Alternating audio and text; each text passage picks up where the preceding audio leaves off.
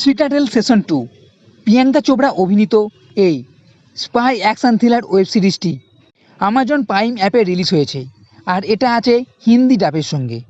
এই সিরিজ মূলত দুটো স্পাই এজেন্সি সিটাডেল ও ম্যান্টিকর, এদের দুজনের সংঘাতের গল্প, যারা একে অপরের এজেন্টকে মেরে ফেলছে ও পৃথিবীকে বাঁচানোর কিছু মিশন আছে যেটা পূরণ করতে হবে। এর আগে ইন্ডিয়ান ভার্সন সিটাডেল হানিবানি রিলিজ হয়েছিল। এই ওয়েব সিরিজটা দেখে থাকলে ভালো, আর যদি দেখে না থাকেন তাহলে এই চ্যানেলে সেটা পেয়ে যাবেন। প্রিয়াঙ্কা চোপড়া মানে নাদিয়া হলো সিটাডেলের এজেন্ট। প্রথমে সব কিছু হয়ে যাওয়ার পর মানে সিটাডেলের এজেন্টদের ম্যান্টিকররা মেরে ফেলছে, আর যে তথ্য লিক করেছিল সিটাডেলের এজেন্টদের সম্বন্ধে সে হলো মেসান, নাদিয়ার বর। এই নিয়ে গল্প, তাই ফার্স্ট সেশনটা দেখে না থাকলে দেখে নিতে পারেন। আর এই সেশনেও বেশ কিছু জবরদস্ত ফাইট সিন আছে। এখানে প্রিয়াঙ্কা চোপড়াকেও আপনি ফাইট সিন করতে দেখবেন, এবং শেষের একটা জবরদস্ত ফাইট সিন আছে, আর ক্লাইম্যাক্সটাও বেশ ভালো। এখানে 40 মিনিট করে মোট 7টি এপিসোড আছে। এর সবকটি এপিসোডই ভালো, আর এখানে বেশ কিছু টুইস্টও রাখা হয়েছে।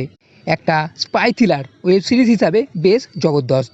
তো এই সেশনে কি আছে, নাদিয়া তার মেয়ে আশাকে নিয়ে লুকিয়ে আছে, আর এদিকে মেশনও তার বউ এবিকে নিয়ে লুকিয়ে আছে।